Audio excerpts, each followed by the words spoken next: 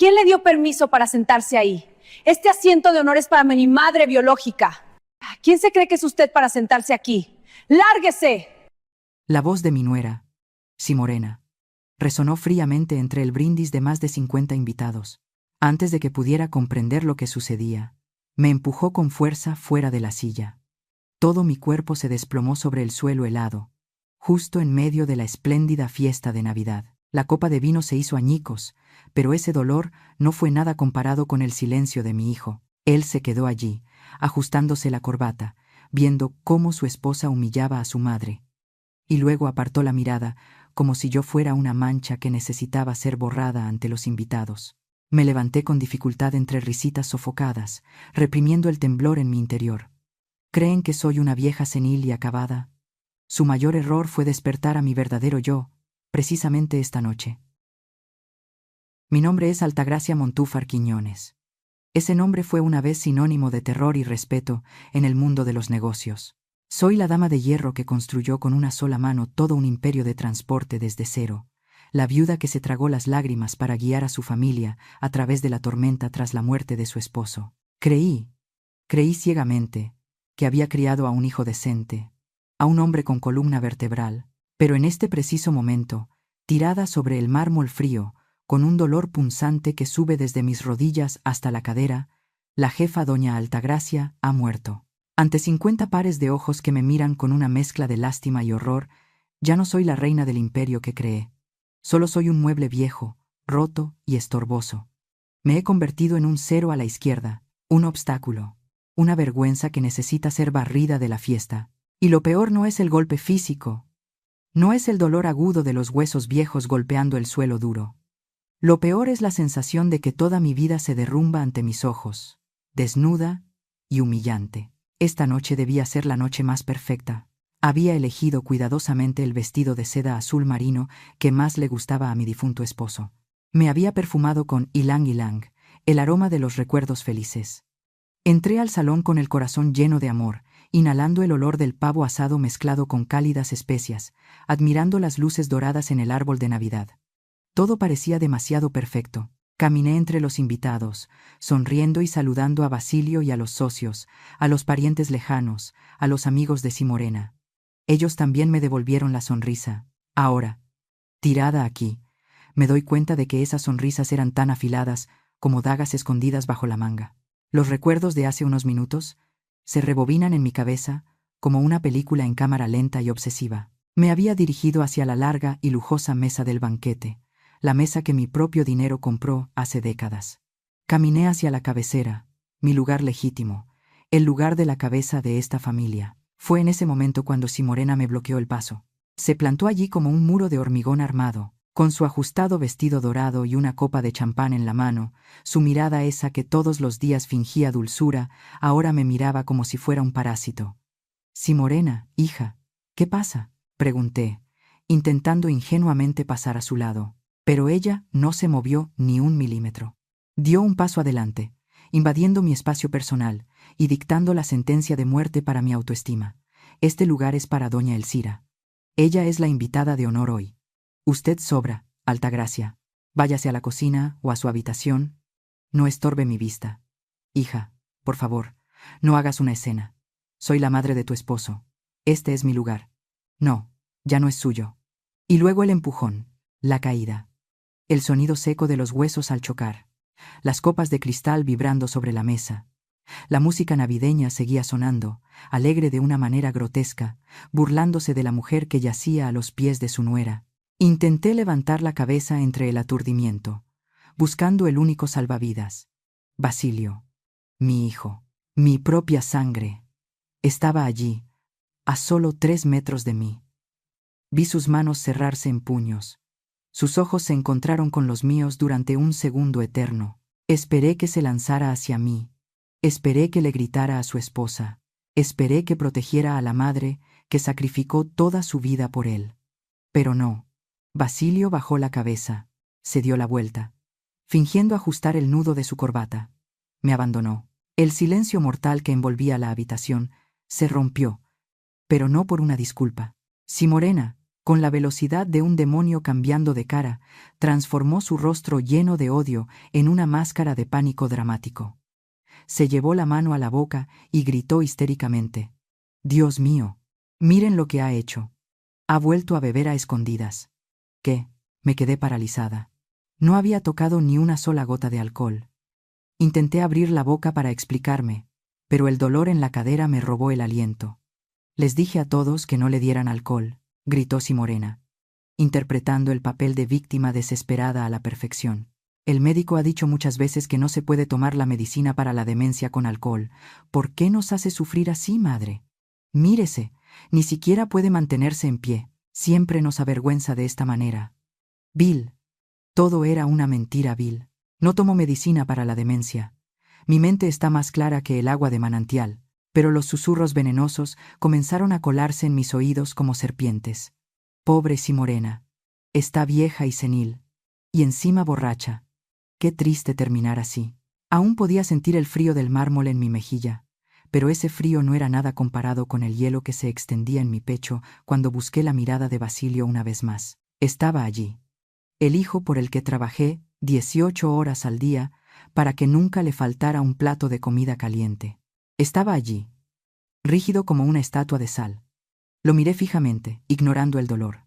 Le supliqué con la mirada, no por lástima, sino por un mínimo de dignidad. Mis labios se movieron y supe que él leyó mis palabras. «Hijo, levántame, por favor». Basilio parpadeó. Vi su mano derecha contraerse, una intención inconclusa de tender la mano hacia su madre. Por un instante, vi la sombra del niño obediente que solía ser, pero ese rayo de esperanza se apagó, aplastado instantáneamente por las garras de la mujer que estaba a su lado. Esta vez Simorena no gritó. Hizo algo mucho peor. Se acercó al oído de su esposo, con una dulzura falsa que me revolvió el estómago, y apretó fuertemente el brazo de Basilio con sus uñas afiladas. Estaba lo suficientemente cerca para escuchar cada gota de veneno que vertía en el oído de mi hijo. «¿Recuerdas la bañera llena de sangre, cariño?». Elige. Esa vieja, o yo. La frase quedó suspendida en el aire, invisible para los invitados, pero fue un golpe mortal para mi hijo. Vi cómo el rostro de Basilio perdía hasta la última gota de sangre. Empezó a sudar frío. Los ojos marrones que heredó de su padre se llenaron de un terror patético. No era miedo por mí, sino el miedo de una bestia atrapada en una trampa. Miedo a perder a quien guardaba su oscuro secreto. Basilio retiró la mano, dio un paso atrás, alejándose de mi cuerpo tendido como si yo tuviera la peste. Se lamió los labios secos, miró al techo, miró a la ventana, miró a cualquier parte menos a su madre humillada. Agarró su copa de vino con dedos temblorosos, buscando coraje en el alcohol, y balbuceó las últimas palabras que destrozaron los fragmentos restantes de mi corazón. Por favor, todos, sigan cenando. Mi madre, ella solo necesita descansar ahí un momento. Ella está bien. ¿Descansar? ¿Me deja tirada en el suelo frío para descansar? No me protegió. Me sacrificó en el altar de la cobardía para complacer a su esposa. En ese momento, el amor incondicional que sentía por él se convirtió en algo amargo, pesado y oscuro. Ya no veía a mi hijo. Solo veía a un hombre pequeño y débil, una marioneta con los hilos rotos temblando, y para colmo de mi humillación, apareció ella, doña Elcira Iñiguez, la madre de mi nuera. Caminó tranquilamente hacia allí, con el dobladillo de su vestido de terciopelo rojo rozando mi cara. No se inclinó para ayudar, no tendió la mano. Al contrario, me miró desde arriba con una sonrisa de satisfacción, se alisó el vestido y se sentó. Se sentó en mi silla, en mi posición de jefa, con una elegancia grotesca, como si acabara de ganar la lotería. Elcira tomó la servilleta de lino, se limpió una mancha imaginaria en la comisura de los labios y habló destilando veneno, camuflado de compasión. «Pido disculpas a todos por esta lamentable escena. Mi pobre consuegra está muy mayor y débil, y tiene muchos vicios. Por favor, no dejen que esto arruine la fiesta. Simorena, hija, llama a los sirvientes para que la arrastren a su habitación hasta que se le pase la borrachera. Aquí estorba a los camareros». Lágrimas calientes brotaron de mis ojos. No eran lágrimas de tristeza, eran lágrimas de una furia como un volcán en erupción. Me robaron mi silla, Me robaron mi dignidad, me robaron a mi hijo, y ahora quieren enterrar mi cordura delante de todos. El tintineo de las copas rompió mi trance. Desde la cabecera, doña Elcira levantó su copa, bebió un largo trago, celebrando mi caída. Basilio seguía con la cabeza gacha, mirando la punta de sus zapatos italianos. Nadie se movió para ayudarme. Ni un alma. Me miraban como a un mueble roto que alguien olvidó tirar a la basura. Desde el suelo, saboreando el gusto metálico de la humillación en la punta de la lengua, comprendí que la Altagracia de ayer había muerto. Pero se equivocaban. Creían que me quedaría en ese suelo para siempre. No sabían que este golpe contra el suelo de piedra fría no me rompió. Me despertó. Nadie me tendió la mano. Ni siquiera lo esperé. Con un esfuerzo que me costó hasta el último gramo de mi orgullo, apoyé las palmas sobre la mesa fría y me obligué a levantarme. Mis rodillas ardían. Mi cadera palpitaba, pero el dolor del cuerpo era una caricia comparado con el agujero negro que se había abierto en mi pecho. No miré a Basilio. Ya no tenía caso. Miré hacia la escalera, hacia mi habitación, pensando en refugiarme en la soledad de mis 4 paredes para llorar mi desgracia. Pero si Morena, con esa sonrisa triunfal que no se le borraba del rostro, se interpuso en mi camino una vez más. No subas, Altagracia. Ya no tienes nada que buscar allá arriba. La miré sin comprender. Esa era mi casa. Esa era mi habitación, donde dormí con mi esposo durante 30 años. Tu cuarto ya no existe, continuó ella con una frialdad espeluznante. Ayer sacamos todas tus cosas viejas. Ahora es la bodega para los abrigos y las maletas de mi madre. Doña Elcira necesita espacio. Sentí que el aire se me escapaba. Me habían borrado. No solo me habían quitado la silla, me habían quitado mi techo. En mi propia casa, la casa que yo compré ladrillo por ladrillo con el sudor de mi frente, ya no había ni un rincón para mí. ¿Y mis cosas?, pregunté con un hilo de voz. Están en la cochera, en bolsas negras. Petra te separó una maleta pequeña con lo básico. Haznos un favor, y vete por la puerta de servicio. No queremos que arruines la fiesta con tu cara de velorio. No grité, no insulté. En ese momento, entendí que discutir era rebajarme a su nivel de inmundicia. Me alisé el vestido, levanté la barbilla aunque me temblaba el alma, y caminé, no hacia la puerta de servicio, sino hacia la puerta principal. Crucé el salón con la cabeza alta, sintiendo las miradas de los 50 invitados clavadas en mi nuca. Nadie dijo nada. Todos eran cómplices de este crimen silencioso. Al abrir la puerta grande, el aire helado de la noche me golpeó la cara. Era Navidad en las lomas de Chapultepec. Las calles estaban desiertas pero brillantes. Las luces de colores parpadeaban en las fachadas de las mansiones vecinas. Se escuchaban risas lejanas y villancicos que hablaban de paz y amor. ¡Qué ironía! Bajé los escalones de la entrada con dificultad. Cada paso era una despedida. Adiós a mi vida. Adiós a mis recuerdos. Adiós a mi familia. Señora. Señora Altagracia. Una voz susurrada me detuvo junto al portón de hierro. Era Petra. Mi fiel Petra, la mujer que ha trabajado conmigo desde que Basilio usaba pañales. Venía corriendo, envuelta en su chal, con los ojos rojos de tanto llorar. No se vaya así, patrona. Por favor. Petra. No tengo opción. Me echaron. La mujer miró hacia la casa con miedo, como si las paredes tuvieran oídos, y me agarró las manos con fuerza. Me puso algo en la palma. Eran unos billetes arrugados y un objeto pequeño, frío y metálico. Un USB. Tenga esto. Es todo lo que tenía ahorrado en mi cuarto. Y esto, señaló la memoria USB, es su seguro de vida. ¿Qué es esto, Petra? Grabé todo, señora. Grabé cuando la señora Simorena se reía en la cocina. Grabé lo que prepararon. Nadie me ve porque soy el servicio, pero yo lo vi todo. Usted no ha perdido, patrona. Solo la empujaron para que tome impulso. No vuelva hasta que sea la dueña otra vez. Prométamelo. Apreté el pequeño dispositivo en mi mano hasta que me dolió. Por primera vez en toda la noche, sentí algo caliente recorrer mis venas. No era vergüenza, no era dolor, era esperanza. Una esperanza furiosa y decidida. Gracias, Petra. Te lo prometo. Salí a la calle oscura arrastrando mi pequeña maleta. El viento cortaba mi piel, pero el fuego que Petra había encendido en mi interior me mantenía caliente. Miré hacia atrás una última vez. La casa brillaba, hermosa y ajena. Ellos creían que me había ido para morir de tristeza en algún rincón olvidado. No sabían que me iba para prepararme. Caminé sola bajo las luces de Navidad. Una mujer de 63 años sin casa y sin hijo. Pero con la verdad en el bolsillo. Y la verdad, tarde o temprano, siempre sale a la luz. ¿Pueden creerlo? En plena Nochebuena, mientras todos abrazan a sus familias, yo fui expulsada a la calle por mi propia sangre. Si ustedes también sienten que la sangre les hierve de coraje por esta injusticia, y si creen que cada lágrima mía se va a pagar cara, por favor, denle like a esta historia, y escriban en los comentarios: exijo justicia. Su apoyo es la única familia que me queda esta noche para seguir adelante con mi venganza. Llegué a la casa de don Cástulo Merino poco después de la medianoche. Cástulo no es solo mi abogado de confianza desde hace 30 años. Es el único hombre vivo que conoce todos los esqueletos enterrados en los cimientos de Montúfar Logistics.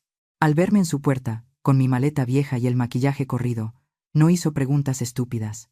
Me sirvió un café negro, fuerte, y me llevó a su estudio. Necesito una computadora, Cástulo. Eso fue todo lo que dije. Él asintió y me dejó sola frente a su escritorio de caoba. Mis manos, que horas antes habían sostenido copas de cristal fino, ahora temblaban al sostener el pequeño dispositivo USB que Petra me había dado. Sentía que tenía una bomba en las manos. Y no me equivocaba. Conecté la memoria.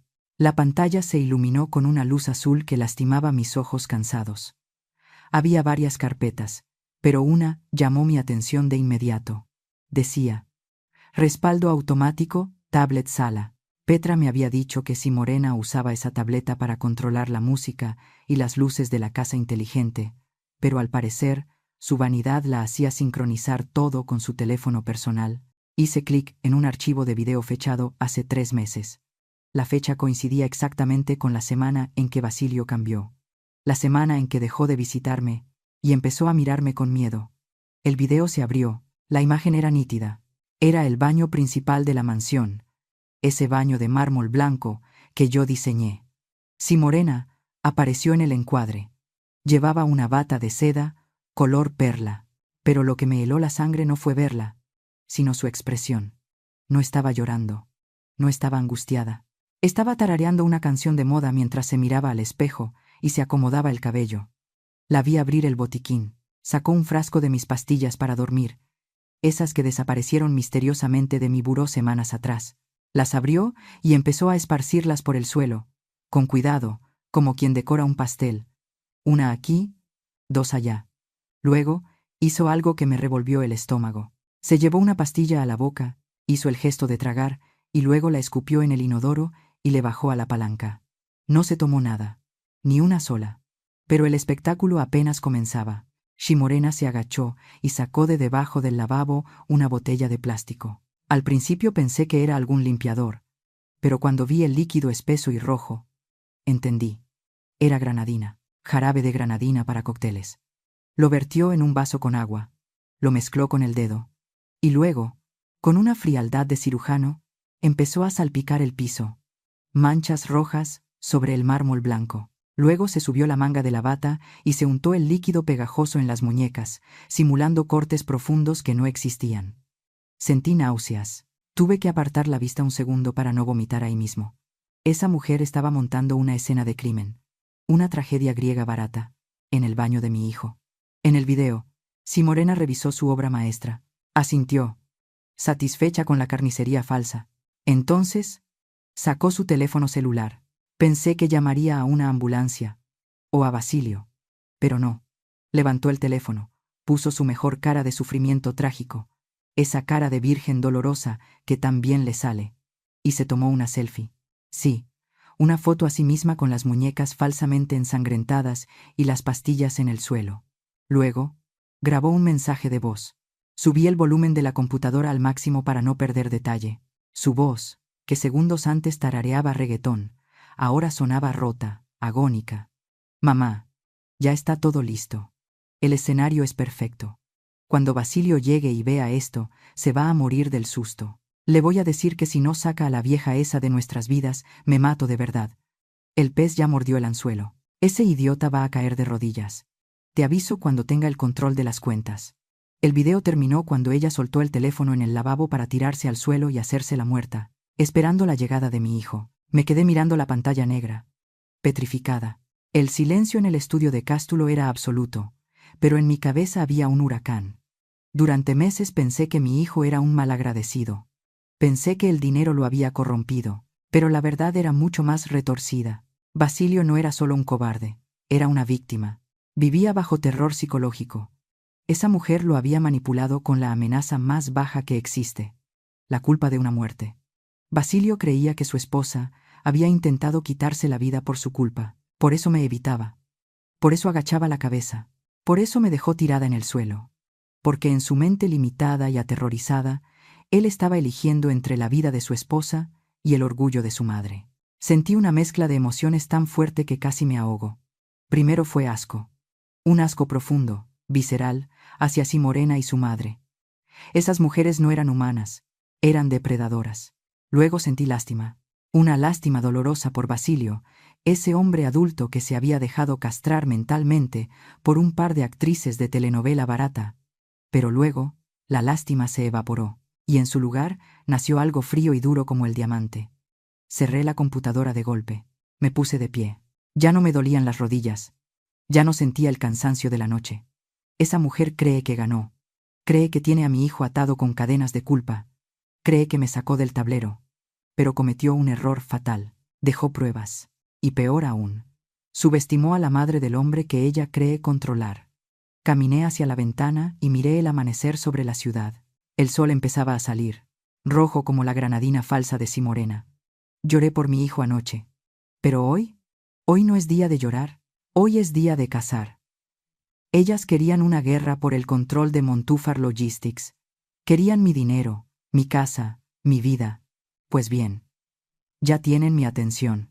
Me alisé la falda arrugada, me sequé la cara y me giré hacia la puerta donde Cástulo esperaba. Cástulo prepara los papeles, dije con una voz que no reconocí. Una voz que no usaba desde que negociaba contratos millonarios en los años 90.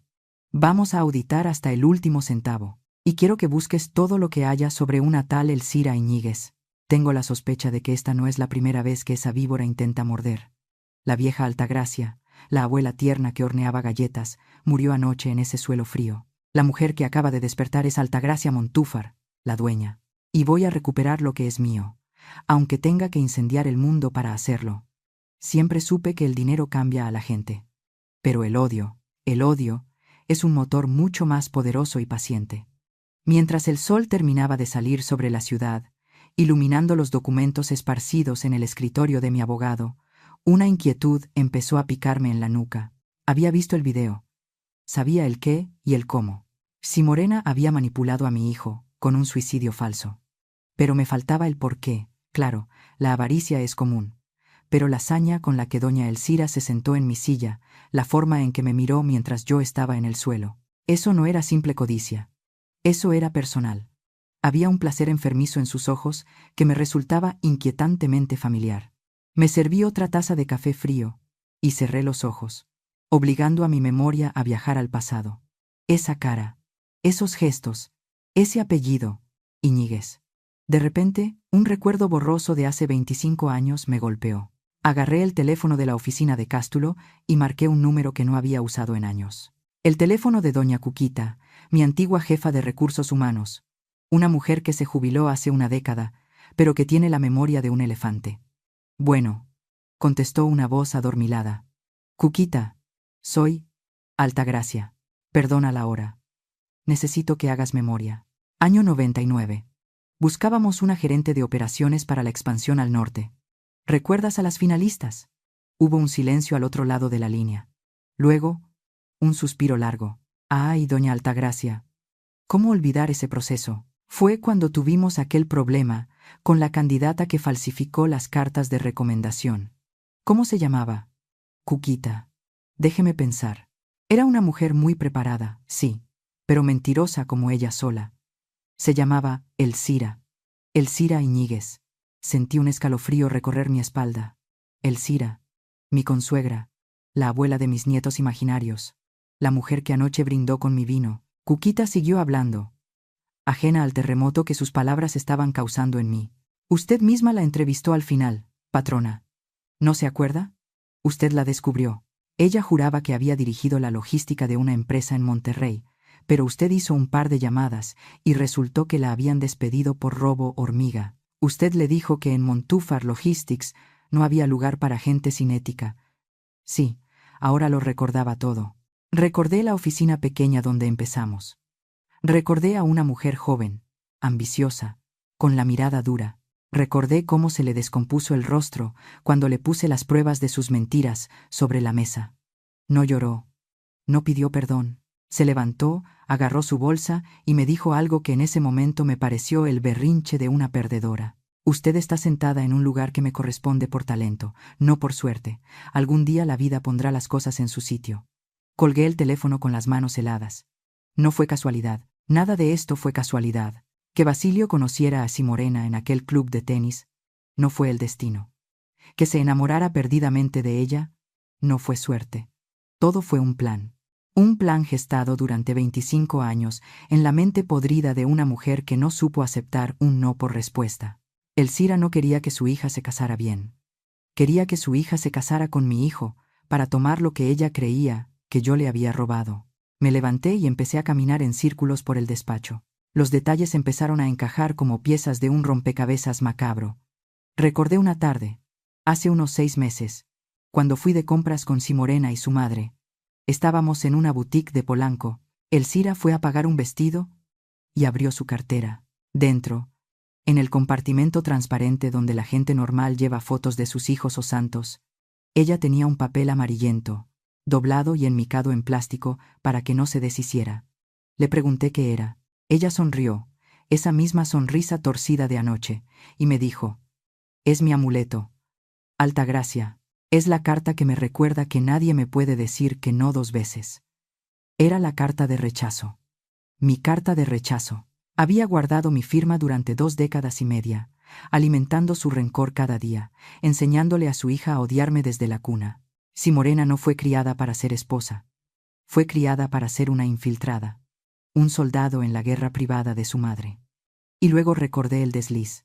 Ese comentario que Simorena soltó en una comida dominical, y que yo, en mi ingenuidad de madre ciega, dejé pasar.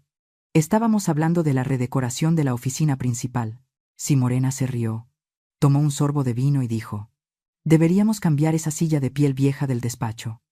Mi mamá dice que esa silla tiene su nombre, solo que tú te sentaste ahí por error 25 años». Todos nos reímos. Pensé que era un chiste malo. Basilio incluso bromeó diciendo que su suegra era muy ambiciosa, pero no era un chiste. Era la verdad dicha entre dientes. Me dejé caer en el sofá de cuero, abrumada por la magnitud de la traición. He estado durmiendo con el enemigo. He invitado a mi mesa a las mujeres que planearon mi destrucción antes de que mi hijo tuviera edad para afeitarse. Esto no es un conflicto de suegra y nuera. Esto no es sobre si cocino mejor el pavo o si me meto en la crianza. Esto es una invasión. Es un robo corporativo y personal ejecutado con una paciencia diabólica. Miro el reloj. Son las 8 de la mañana. En mi casa, en mi comedor, seguramente Elcira ya despertó.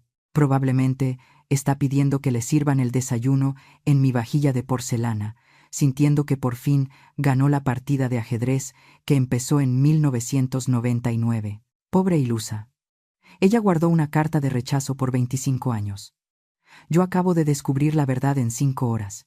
Ella tiene el rencor, pero yo tengo la ley, tengo la verdad, y sobre todo, tengo la furia de una madre que acaba de darse cuenta de que usaron a su hijo como carne de cañón.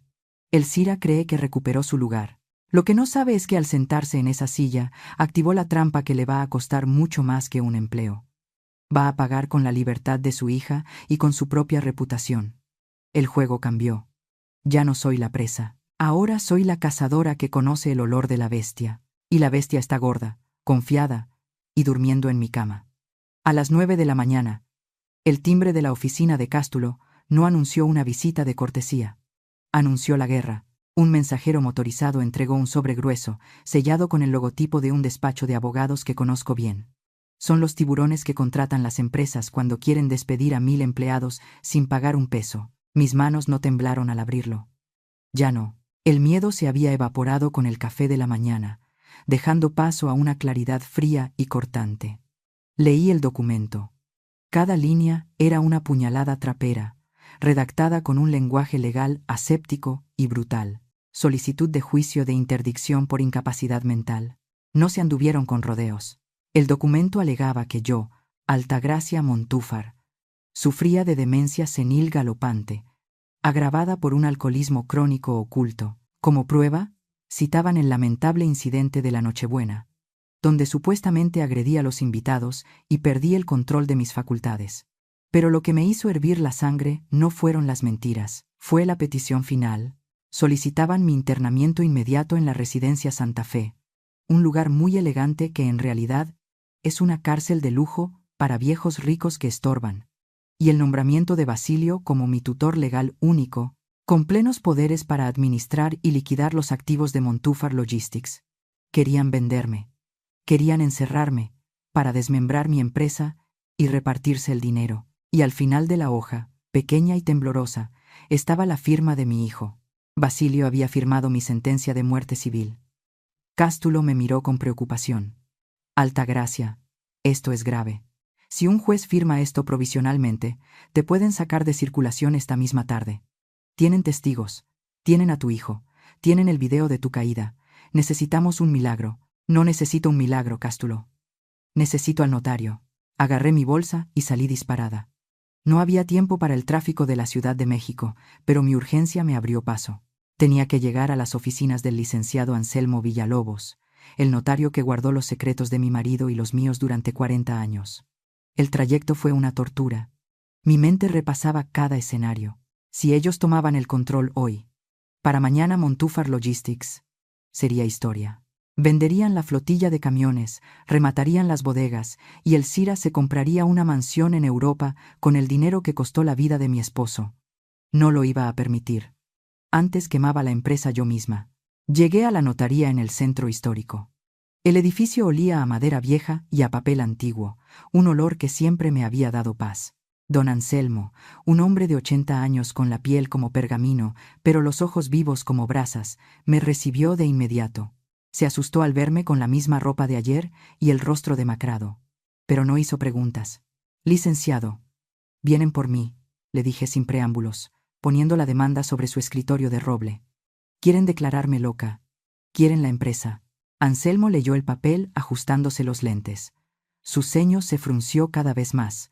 Basilio, murmuró con decepción. Siempre supe que ese muchacho no tenía la madera de ustedes. Es blando. Y el que es blando, se rompe o se dobla. Él se dobló. Licenciado, necesito saber si hay algo que podamos hacer. Las acciones están a su nombre. Yo se las cedí hace 5 años, cuando me retiré. Legalmente, él es el dueño mayoritario. Anselmo se levantó despacio y caminó hacia una caja fuerte antigua empotrada en la pared, detrás de un cuadro de Benito Juárez. Altagracia, tú eres una mujer brillante para los negocios. Pero tu marido, que en paz descanse, era un hombre que miraba el futuro con desconfianza. Él amaba a Basilio, sí, pero sabía que el dinero fácil corrompe. Y sabía que tú, por amor de madre, serías capaz de entregarlo todo. El notario sacó una carpeta de piel negra, cubierta de polvo. Cuando hicimos el traspaso de acciones y propiedades a nombre de Basilio, tu esposo insistió en redactar un documento privado, un adendum de protección patrimonial. Es un anexo al fideicomiso que nunca le mostramos a Basilio para no ofenderlo, pero que tú y yo firmamos ante la fe pública. ¿De qué está hablando, Anselmo? El notario abrió la carpeta y deslizó un documento hacia mí. El papel era grueso, oficial. Mis ojos recorrieron las cláusulas hasta detenerse en el párrafo marcado con rojo.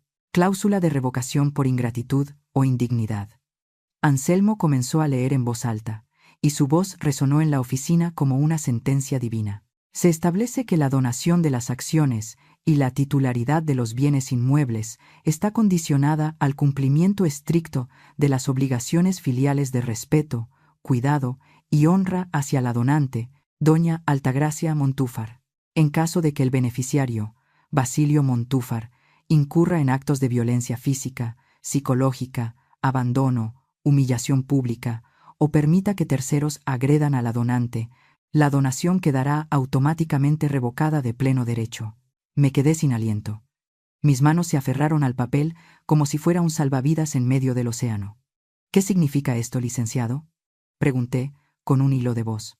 Significa, mi querida Altagracia, que en el momento en que Basilio permitió que te empujaran, en el momento en que te dejó tirada en el suelo y te corrió de tu casa, él activó esta cláusula. Anselmo me miró con una sonrisa triste pero firme.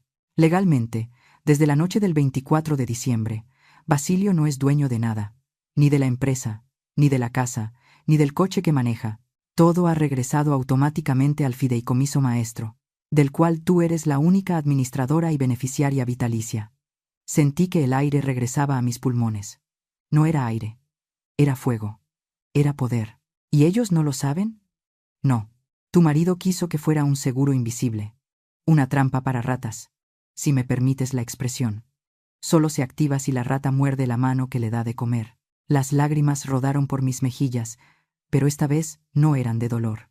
Eran de gratitud hacia el hombre que, incluso desde la tumba, seguía protegiéndome. Mi esposo sabía que mi corazón de madre sería mi debilidad, y me dejó esta espada para defenderme cuando mi amor no fuera suficiente. Me sequé las lágrimas con el dorso de la mano. Licenciado, ¿este documento sirve para detener la interdicción? Sirve para detenerlos a todos, Altagracia. Con esto, tú tienes el control absoluto. Puedes dejarlos en la calle con un chasquido de dedos. Me levanté de la silla. Ya no me sentía vieja, ya no me sentía cansada, me sentía peligrosa. Anselmo, prepara copias certificadas. Muchas. Y llama a la policía económica. Tengo entendido que mi nuera convocó a una junta familiar urgente para esta tarde, para celebrar mi supuesta locura y tomar el control. Anselmo asintió, entendiendo mi plan. ¿Vas a ir, Altagracia? Oh, sí. Voy a ir. Me arreglé el saco, sintiendo cómo la doña Altagracia, que construyó un imperio, despertaba de su letargo. Ellos quieren declarar mi incapacidad, pues voy a demostrarles de lo que soy capaz. Salí de la notaría con el documento pegado a mi pecho. El miedo había desaparecido por completo.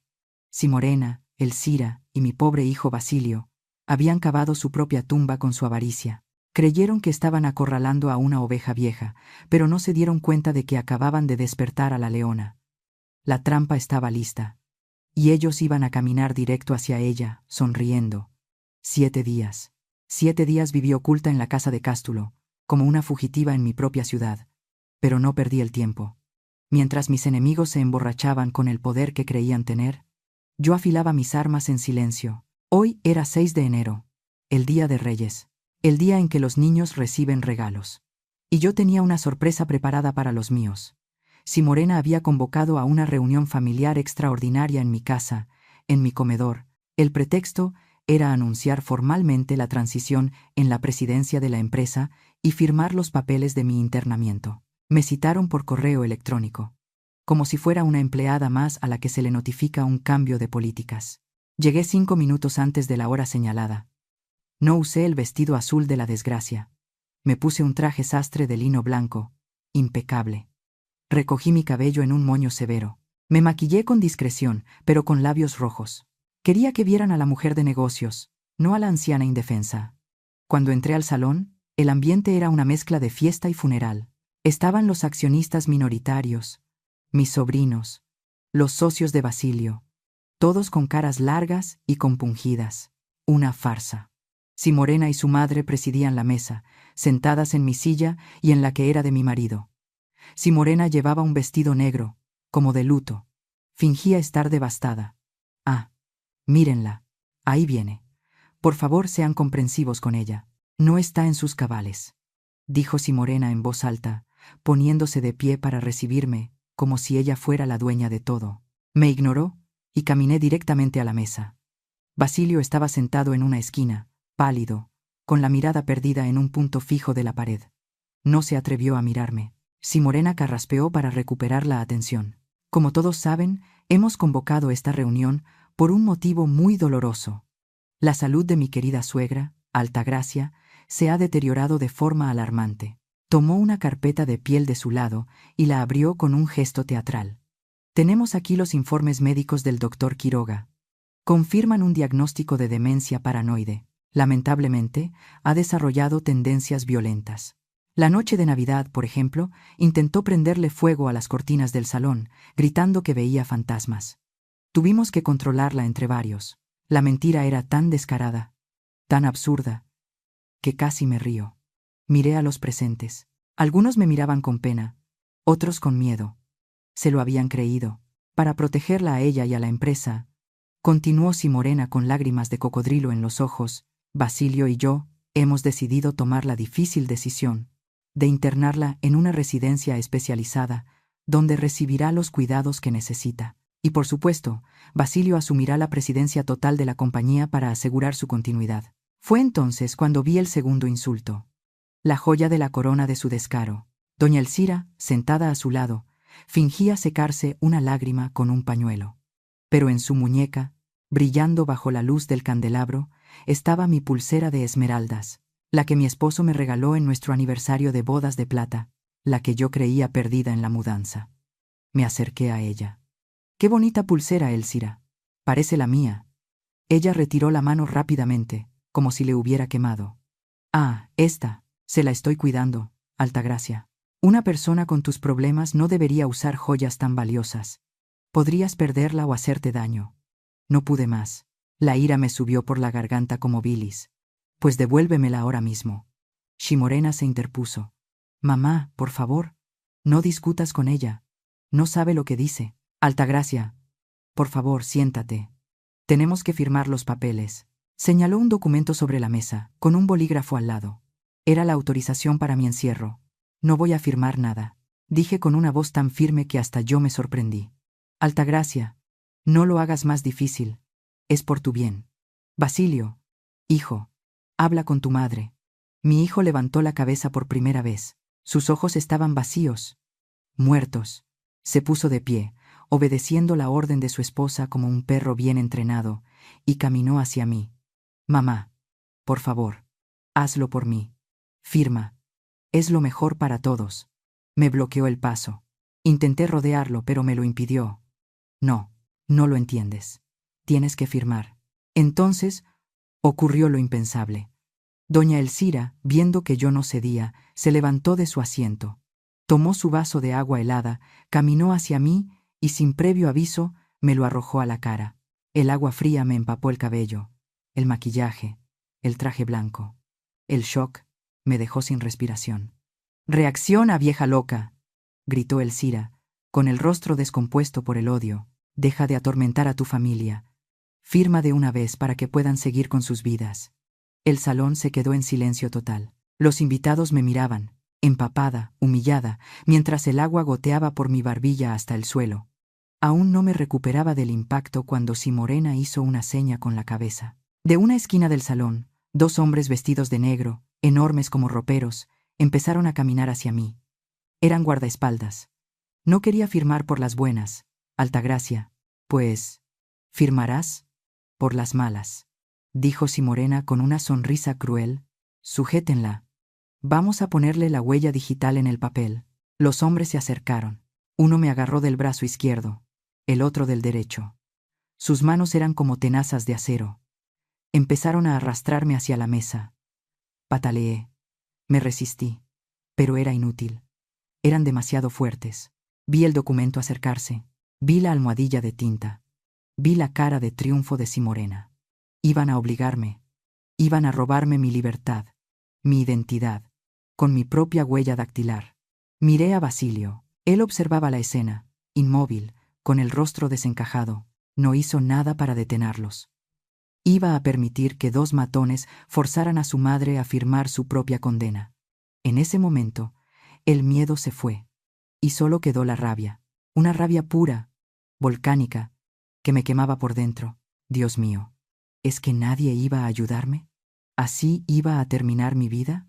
¿Sometida por la fuerza, traicionada por mi sangre, declarada loca por un par de arpías? Si han llegado hasta aquí, por favor comenten el número 1 abajo para saber que todavía tengo compañeros de viaje en este camino. Su presencia es mi mayor motivación para contar la parte final. ¿Suelten a la señora ahora mismo o serán arrestados por secuestro y agresión? La voz no era mía. Era grave, autoritaria y resonó en el salón como un trueno. Los 2 gorilas que me sujetaban se congelaron. Sentí cómo sus manos de acero aflojaban el agarre en mis brazos. Alcé la vista. En el umbral de la puerta doble, que había sido abierta de par en par, no estaba ningún invitado tardío. Estaba el licenciado Anselmo Villalobos, mi notario, flanqueado por 4 agentes de la Policía de Investigación Económica y 2 oficiales uniformados. El silencio que cayó sobre la sala fue absoluto. Simorena, que segundos antes sonreía con malicia, se puso pálida como un papel. El Cira dejó caer el documento que pretendía hacerme firmar. Basilio, mi hijo, miraba a los policías con la boca abierta, incapaz de procesar lo que sucedía. ¿Qué significa esto?, gritó Simorena, intentando recuperar su arrogancia habitual. «Esta es una reunión privada. ¡Salgan de mi casa!». «No es tu casa», niña, corrigió Anselmo, avanzando hacia la mesa con paso lento pero implacable. «Y esta no es una reunión privada. Es la escena de un crimen en flagrancia». Aproveché la confusión para soltarme de los guardaespaldas. Me alicé el traje blanco, mojado por el agua que me había arrojado el Cira, y me puse de pie. Ya no me temblaban las piernas. Me sentía más alta, más fuerte. Caminé hacia la cabecera de la mesa, donde Simorena seguía parada, y la miré a los ojos. Vi el miedo puro en sus pupilas. «Siéntate», dije. No fue un grito. Fue una orden. Ella obedeció, cayendo en la silla como si le hubieran cortado las cuerdas. Antes de que hablemos de mi supuesta demencia, creo que todos los presentes merecen ver la verdadera razón por la que mi hijo ha estado actuando de forma tan errática. Hice una señal a Cástulo, mi abogado, que acababa de entrar discretamente por un lateral. Él conectó su laptop al sistema de proyección que Simorena había preparado para mostrar mis informes médicos falsos. La pantalla gigante bajó del techo. Las luces se atenuaron automáticamente. «¡No! ¡No tienen derecho!», chilló Simorena, intuyendo el desastre. Pero ya era tarde. El video comenzó a reproducirse. Ahí estaba ella, en pantalla gigante, en alta definición, el baño de mármol, la bata de seda, el frasco de pastillas y la botella de jarabe de granadina. Un murmullo de horror recorrió la sala. Los socios, los familiares, todos observaban hipnotizados cómo la dulce y sufrida esposa preparaba su escenario de muerte. Vieron cómo esparcía el líquido rojo. Vieron cómo se tomaba la selfie con cara de dolor. Y lo más importante, escucharon el audio a todo volumen. El pez ya mordió el anzuelo. Ese idiota va a caer de rodillas. La voz de Simorena retumbó en las 4 paredes. Me giré lentamente hacia Basilio. Mi hijo estaba mirando la pantalla, petrificado. Sus manos temblaban violentamente. Su rostro pasó del miedo a la incredulidad, y de la incredulidad a una agonía que me dolió ver, pero que era necesaria. Basilio se levantó tambaleándose. Caminó hacia la pantalla como un sonámbulo, tocando la imagen proyectada de su esposa, riéndose tras fingir su suicidio. «Jarabe», susurró Basilio, con la voz rota. «Era jarabe. Me dijiste que te estabas desangrando. Me dijiste que te ibas a morir por mi culpa». Se giró hacia Simorena. Nunca había visto esa expresión en la cara de mi hijo. Era la mirada de un hombre que acaba de descubrir que su Dios es un demonio. «Me hiciste elegir», gritó Basilio. Un grito desgarrador que nos heló la sangre a todos. «Me hiciste echar a mi madre a la calle porque pensé que te ibas a matar». Y era jarabe. Simorena intentó acercarse a él. «Mi amor, déjame explicarte. Es un video manipulado. Ella lo editó». «No me toques», aulló él, retrocediendo y tropezando con una silla. «Eres un monstruo». En ese momento, el caos se desató. El Cira, viendo que el barco se hundía, intentó deslindarse. Se levantó y apuntó con su dedo enjollado a su propia hija. «Yo no sabía nada de esto. Esta niña siempre ha estado loca». «Altagracia, tienes que creerme. Yo solo trataba de ayudar». Me reí. Fue una risa seca, sin alegría. Caminé hacia la mesa donde estaba puesta la tradicional rosca de Reyes. Agarré el cuchillo de plata para cortar el pan. El filo brilló bajo la luz. El Cira retrocedió un paso, asustada, pensando quizás que la iba a atacar. «Tranquila, Elcira. No voy a ensuciar mi cuchillo con tu sangre sucia». Clavé el cuchillo en la rosca con fuerza, partiendo el pan dulce y la fruta cristalizada. «Hoy es día de Reyes. Se supone que debemos ver a quién le sale el muñequito para pagar los tamales. Pero en esta rosca hay algo más interesante. Hice un gesto al notario Anselmo. Él abrió su carpeta de piel y sacó el documento con el sello oficial. Se aclaró la garganta y leyó con voz solemne. En mi carácter de notario público número 45 de la Ciudad de México, doy fe de la activación inmediata de la cláusula de revocación por ingratitud e indignidad contenida en el fideicomiso Maestro Montúfar. ¿Qué significa eso?, preguntó uno de los socios, pálido. «Ok, significa», respondió Anselmo, «que a partir de este instante, el señor Basilio Montúfar queda destituido de todos sus cargos, pierde la titularidad de todas las acciones y el derecho de uso de cualquier propiedad de la familia. Todo regresa a manos de su única dueña, doña Altagracia Montúfar». El silencio fue sepulcral. Basilio cayó de rodillas al suelo, llorando, cubriéndose la cara con las manos. Simorena se quedó boquiabierta. Elcira se dejó caer en la silla, abanicándose con la mano, al borde del desmayo. Además, agregó el notario, mirando a las dos mujeres, se ha emitido una orden de desalojo inmediato. Tienen 1 hora para sacar sus pertenencias personales de esta propiedad. Y cuando digo personales, me refiero a ropa y artículos de aseo. Cualquier joya, obra de arte o vehículo comprado con dinero del fideicomiso se queda.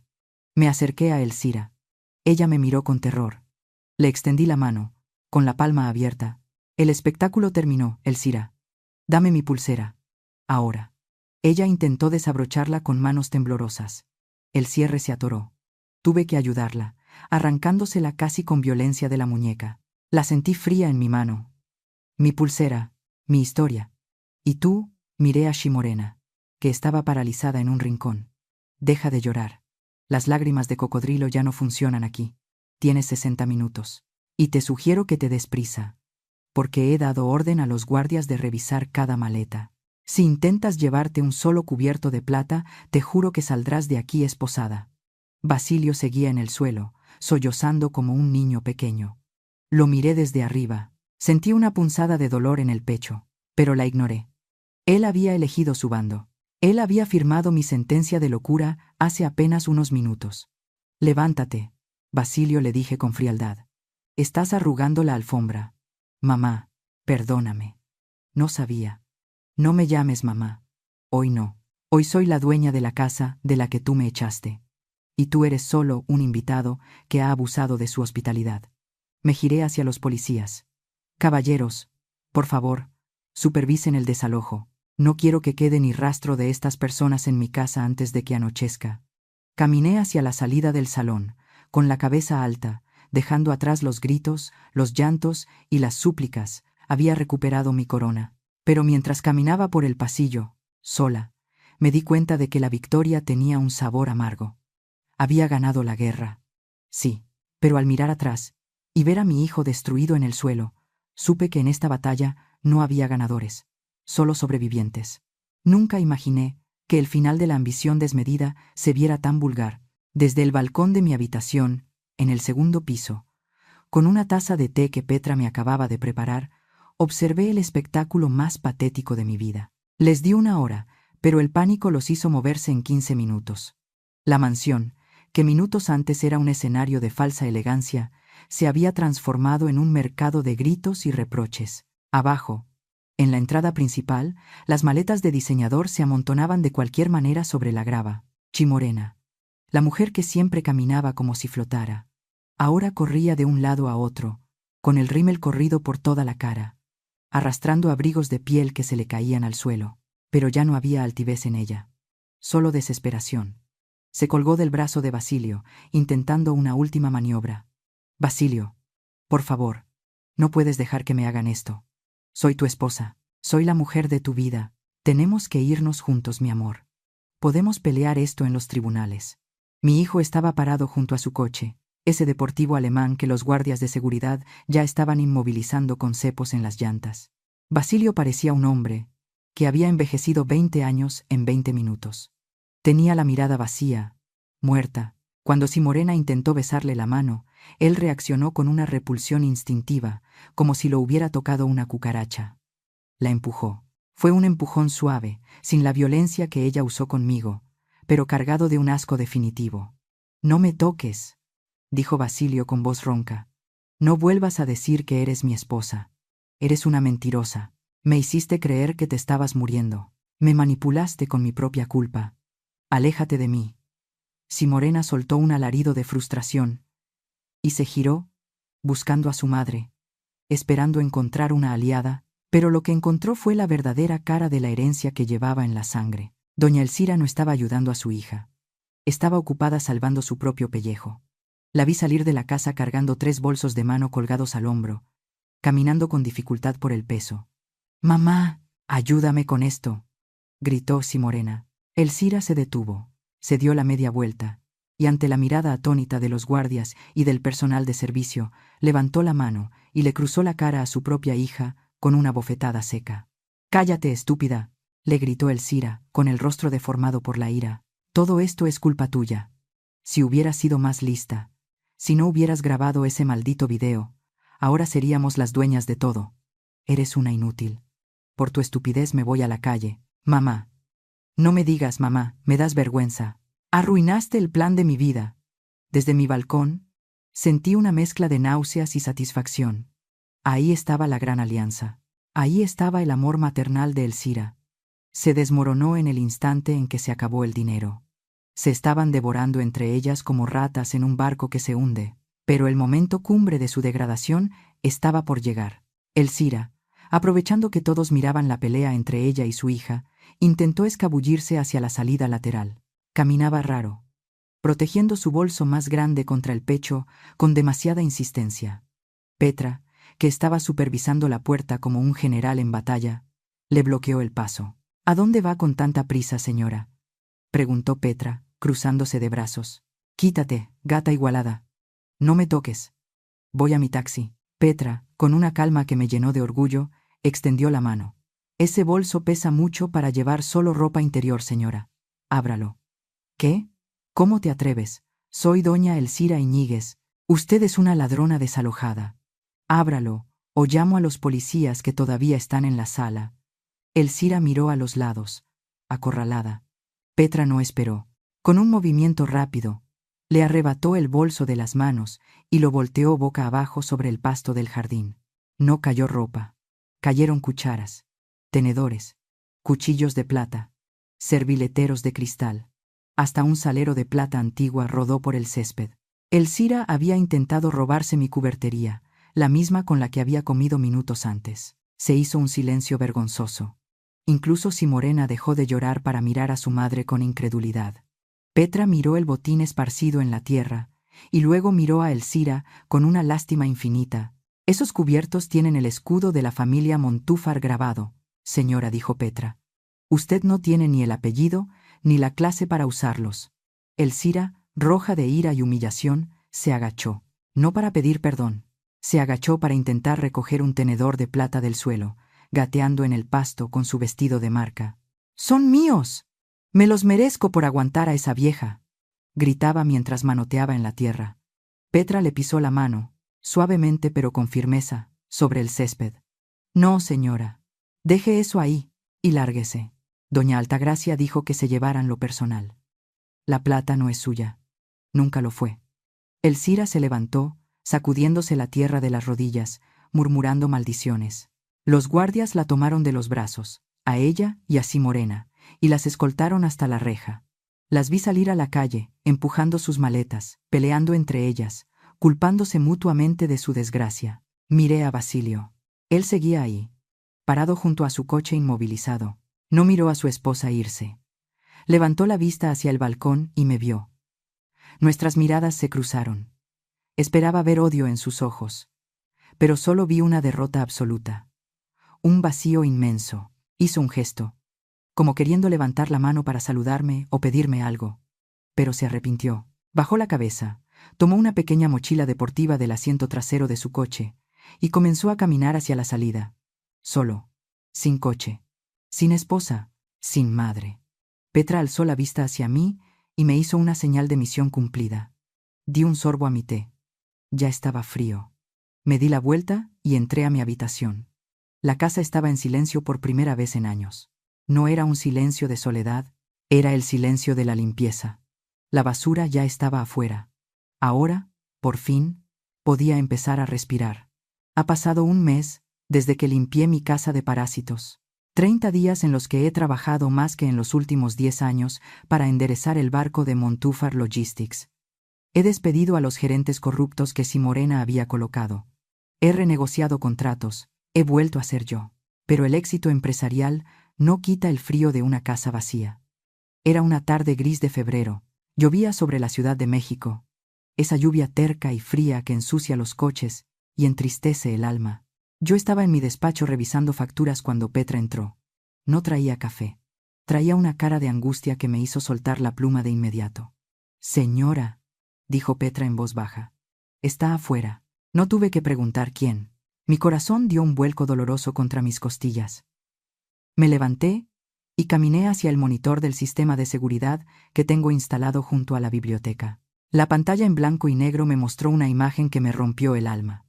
Ahí estaba Basilio, mi niño, mi orgullo. Pero ya no parecía el ejecutivo arrogante de trajes italianos. Estaba parado bajo la lluvia, agarrado a los barrotes de la reja principal. Llevaba una chamarra que le quedaba grande, empapada.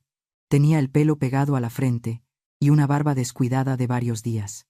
Se veía más delgado, más viejo, más roto. «Señora, ¿le abro?», preguntó Petra, con la mano ya puesta en el control remoto del portón. Mi instinto de madre gritó que sí. Quería correr, abrir la reja, meterlo a la casa, secarlo con una toalla caliente y darle sopa de fideo, como hacía cuando él tenía 6 años y llegaba mojado del colegio. Quería decirle que todo estaba bien, que mamá arreglaría sus problemas, que yo pagaría sus deudas. Pero entonces recordé el video. Recordé su cobardía. Recordé que tiene 40 años, no 6. Si le abro la puerta ahora, lo condeno a ser un inútil para siempre. No, Petra. No abras. Me acerqué al interfón de la pared.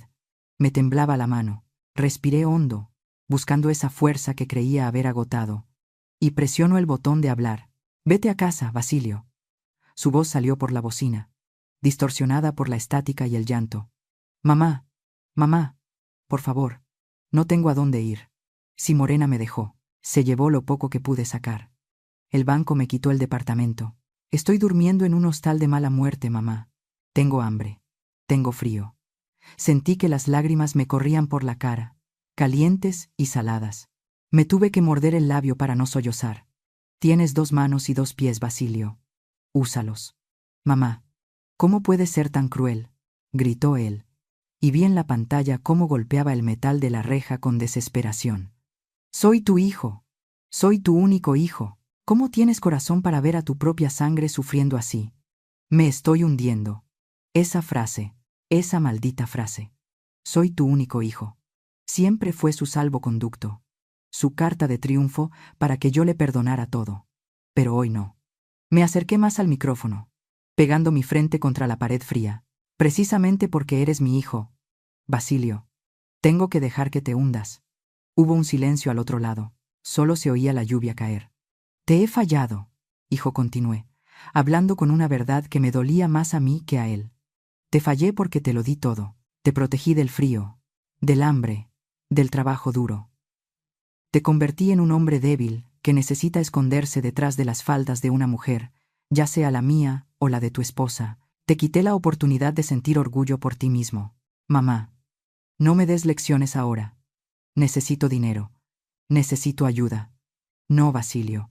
Lo que necesitas es dignidad. Y esa no se compra con mi chequera». Vi cómo se dejaba caer de rodillas en la banqueta mojada, llorando con la cabeza entre las manos. Era la imagen de la derrota total. «Escúchame bien, hijo», le dije, endureciendo la voz para que no se notara que me estaba muriendo por dentro. «Tienes 40 años. Es hora de que descubras quién es Basilio Montúfar sin el dinero de su madre. Busca un trabajo. No me importa si es de cargador o de barrendero. Gánate tu pan. Paga tus deudas con tu sudor. Mamá, cuando hayas pagado el último centavo que debes al banco, cuando hayas recuperado tu vida con tu propio esfuerzo, entonces, regresa, toca este timbre. Y te juro que te abriré la puerta y te sentaré a mi mesa con orgullo. pero no antes. No mientras vengas a pedir limosna como un niño berrinchudo.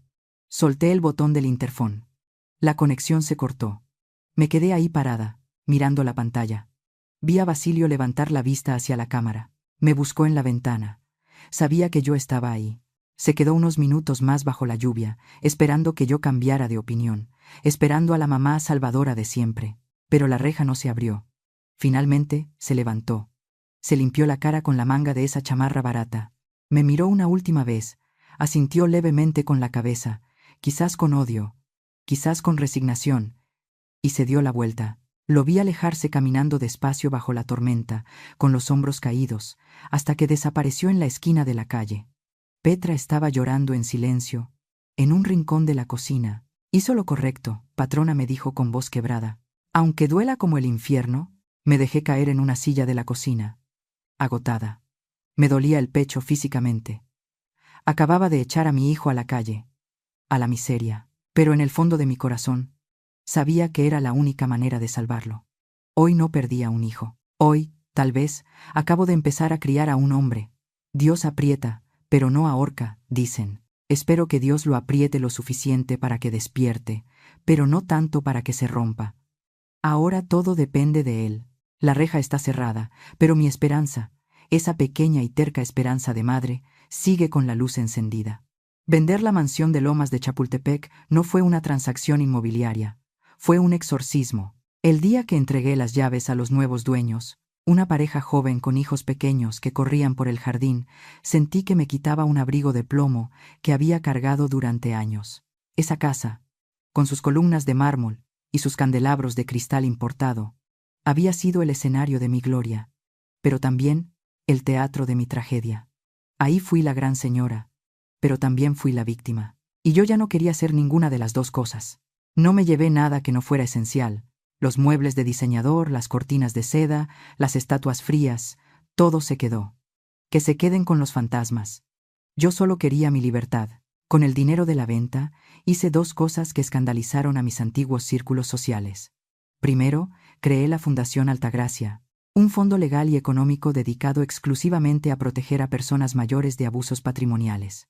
Contraté a los mejores abogados, esos tiburones que antes defendían corporaciones, y les di una nueva misión: defender a los abuelos que, como yo, son vistos como cajeros automáticos por sus propias familias. Me aseguré de que ninguna otra madre tuviera que ser empujada en una nochebuena para despertar. Segundo, compré una pequeña hacienda en las afueras, cerca de Tepoztlán.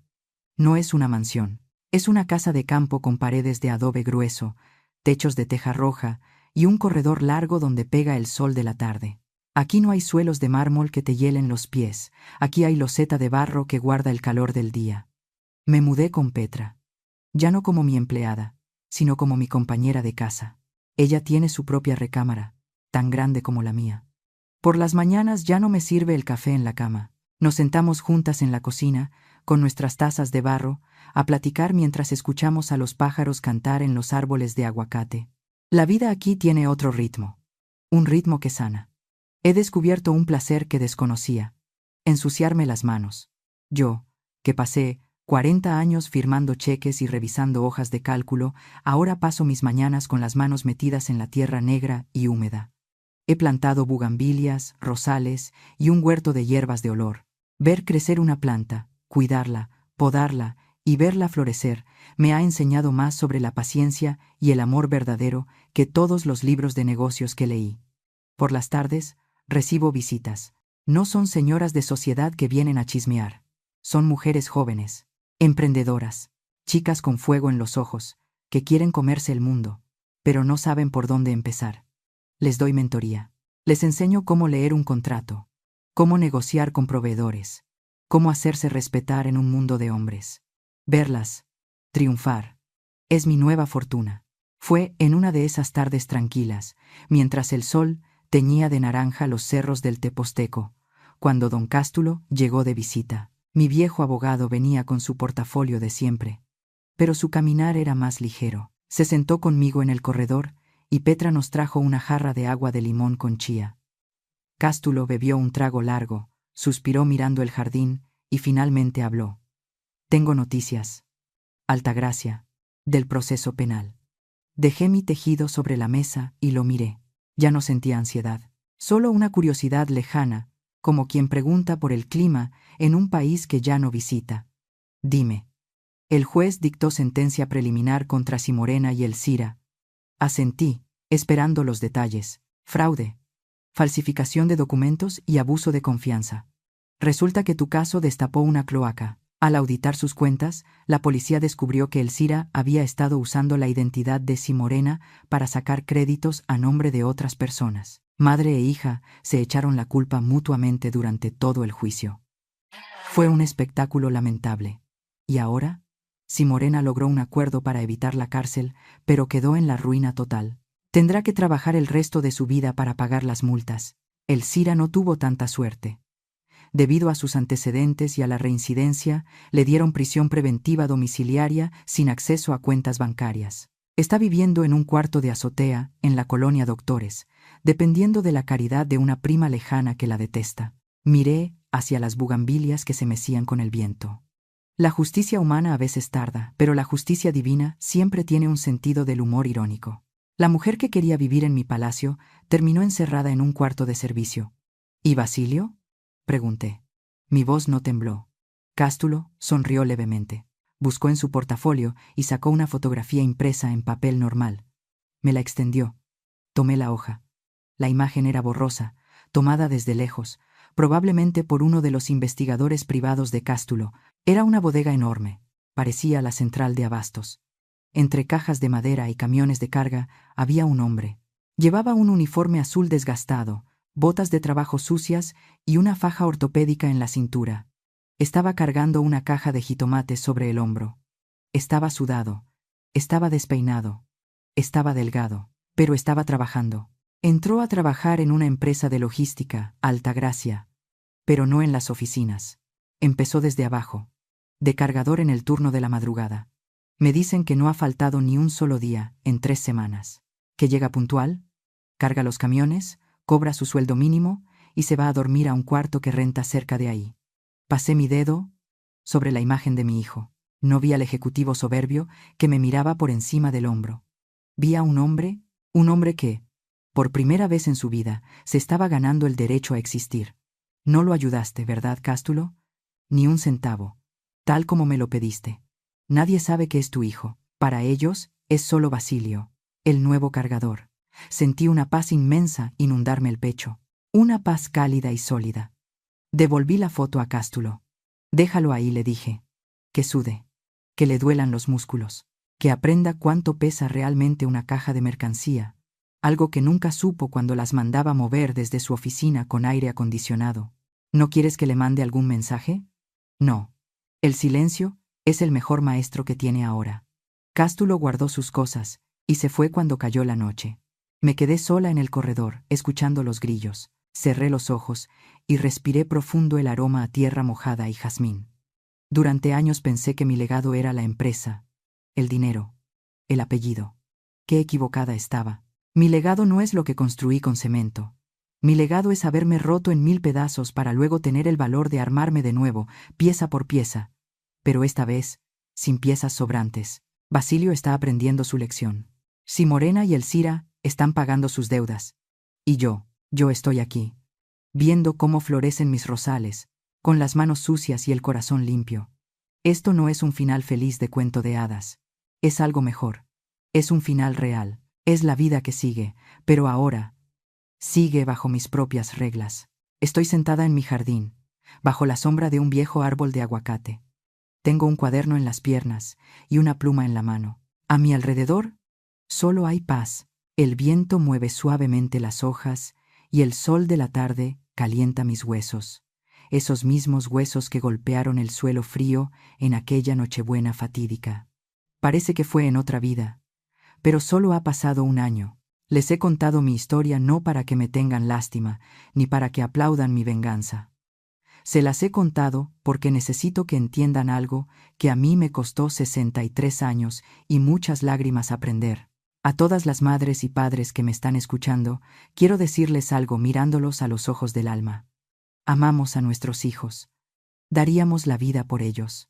Pero hay una línea muy fina entre amar y malcriar. Yo crucé esa línea. Yo convertí a mi hijo en un inútil al darle todo sin pedirle nada a cambio. No cometan mi error, no se conviertan en leña seca para calentar a sus hijos. Durante años, yo me quemé a mí misma, sacrifiqué mis sueños, mi descanso y mi dinero para que Basilio no pasara frío. Y al final, cuando yo ya era pura ceniza, él intentó barrerme, porque ensuciaba su piso perfecto. Madres, guarden su fuego, mantengan viva su propia llama, tengan sus propios amigos, su propio dinero, sus propios sueños, porque si algún día sus hijos deciden irse, o peor aún, si deciden echarlas, ustedes no se quedarán a oscuras, ustedes seguirán brillando con luz propia. Y a los hijos, a ti, que quizás eres joven y estás escuchando esto, la verdadera honra a los padres no es obedecernos ciegamente. No queremos esclavos, queremos hombres y mujeres de bien. Honrar a tu madre es vivir de tal manera que ella pueda levantar la cara con orgullo cuando digan tu nombre. Y por favor, nunca, jamás, permitas que tu pareja te convierta en un traidor a tu propia sangre. El amor de pareja es hermoso, sí, pero quien te ama de verdad no te pedirá que pises a quien te dio la vida. Si alguien te pone en la disyuntiva de elegir entre tu madre y tu esposa, esa persona no te ama. Esa persona te quiere poseer. También aprendí una lección sobre la codicia, que espero que Elcira y Simorena estén aprendiendo donde quiera que estén. La silla que no es tuya pica. Ellas quisieron sentarse en mi cabecera. Quisieron comer con mis cubiertos y gastar mi dinero. Pero olvidaron que la silla del jefe no es cómoda, está llena de espinas, de responsabilidades y de trabajo duro. Si te sientas ahí sin habértelo ganado, la silla te va a expulsar. La vida tiene un mecanismo maravilloso de equilibrio. Cautiva a los que trabajan y escupe a los que roban. De eso no tengan duda. Ayer por la tarde, Petra llegó del pueblo con la correspondencia. Entre las facturas de la luz y los catálogos de semillas, había un sobre pequeño. Un sobre barato, de papel corriente, sin remitente. Mis manos, que ya no tiemblan por miedo sino por la emoción de estar viva, lo abrieron despacio. Adentro no había una carta larga, no había súplicas de dinero, no había excusas, había un billete de 50 pesos, viejo, arrugado, de esos que han pasado por muchas manos trabajadoras, y junto al billete, una nota escrita con la letra de mi hijo, esa letra que yo le enseñé a trazar hace tantos años. La nota decía: «Mamá, este es mi primer sueldo como cargador. Me duelen las manos y la espalda me está matando. Pero es dinero limpio. Te compré esto. Perdóname por haber tardado 40 años en ser un hombre». Dentro del sobre venía también un pequeño pañuelo de algodón, blanco, sencillo, con una flor bordada en la esquina. No era de seda, no era de marca. Probablemente lo compró en un puesto ambulante afuera de la bodega. Pero cuando me llevé ese pañuelo a la cara, olía a limpio, olía a esfuerzo, olía a dignidad. Para mí, ese trapo de algodón vale más que todas las joyas que Elcira intentó robarse. Vale más que la mansión que vendí. No corrí al teléfono a llamarlo. No le mandé un cheque de vuelta. Doblé la nota con cuidado. Guardé el billete y el pañuelo en mi cajón, junto a las fotos de mi esposo. Sonreí, una sonrisa tranquila, sin amargura. Basilio está empezando su camino. Yo estoy disfrutando el mío. Quizás, algún día, nuestros caminos se vuelvan a cruzar en esa mesa que prometí. Quizás algún día, él toque el timbre y yo le abra la puerta para compartir un café. Pero no hoy. Hoy tengo que regar mis rosales. Hoy tengo que enseñar a mis alumnas. Hoy tengo que vivir. Nunca es demasiado tarde para empezar de nuevo. No importa si te empujaron, si te caíste o si te rompieron. Mientras tengas vida, tienes la fuerza para levantarte, sacudirte el polvo y construir tu propio paraíso, aunque sea en una casita de adobe lejos de todo. Soy Altagracia Montúfar. Fui una víctima, fui una vengadora. Pero hoy, simplemente soy una mujer libre. Y eso, mis queridos amigos, es el mayor triunfo de todos. Gracias por escucharme.